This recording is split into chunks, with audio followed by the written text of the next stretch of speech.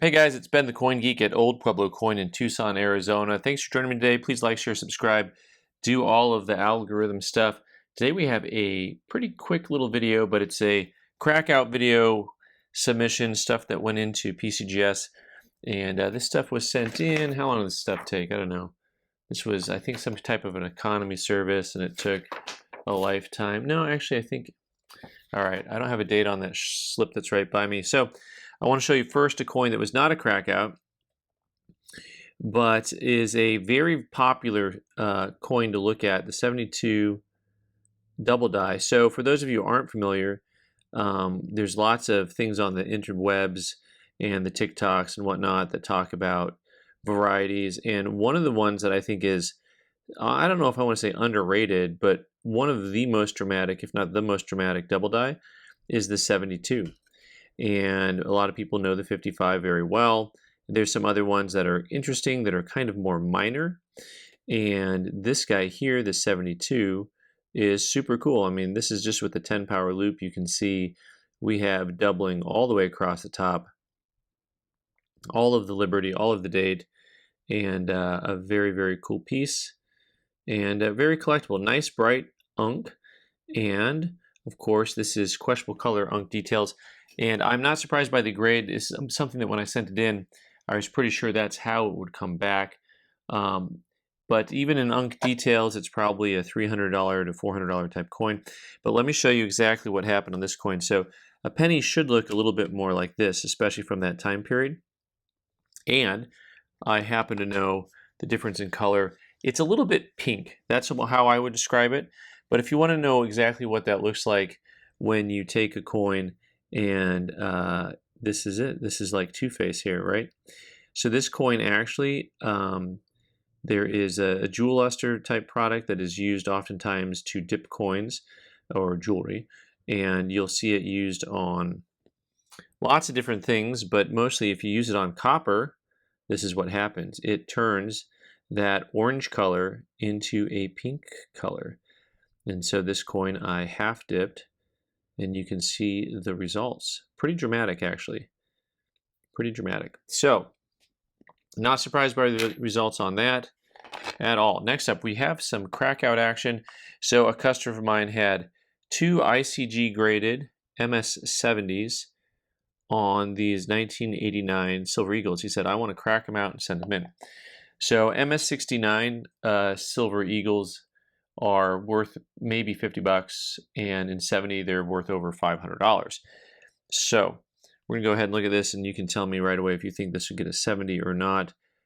Trying to look through the plastic can be kind of hard, but I'll tell you, a 70 to me is a 70, and if I can see something it's not a 70, right here dead center of the screen you can see those two little knocks right on the base of the flower stems.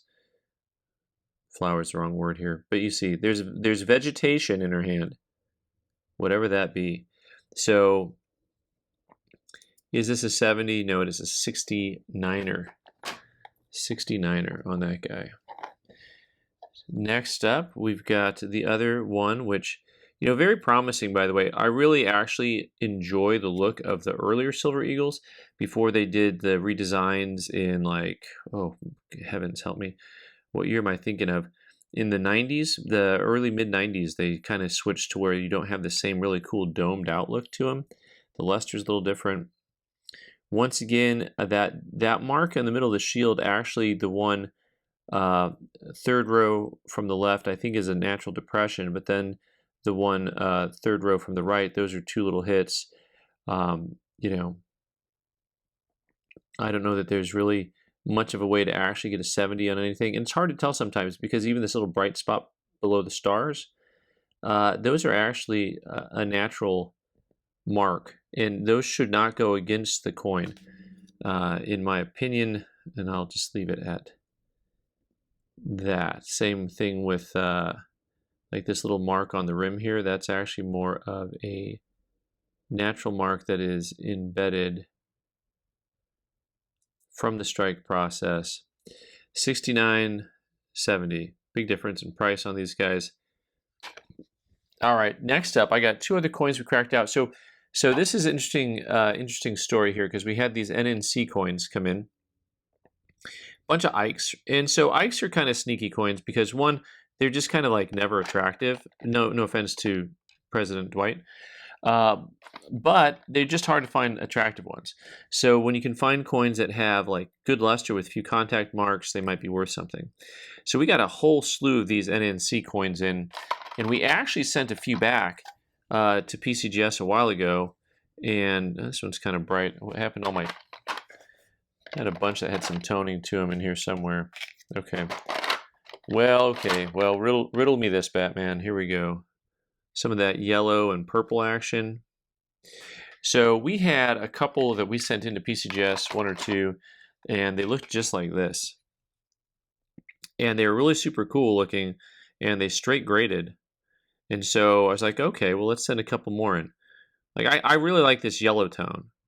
The purple tone, I'm not as sure about. And actually, this is a nice grade coin for, I mean, look at the luster on that for a Ike. So questionable color, unk detail. We can have the engineer maybe flash up some of the old coins up there if I've got images of them.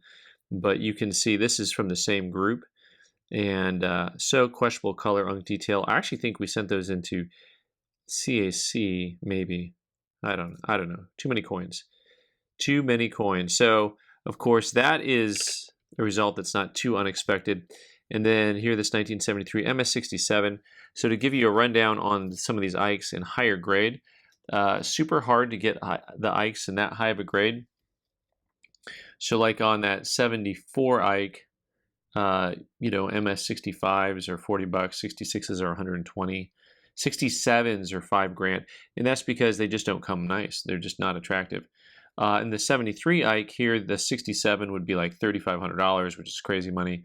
A 66 would be $380. A 65 would be $40. A 64 is worth maybe your slabbing fees.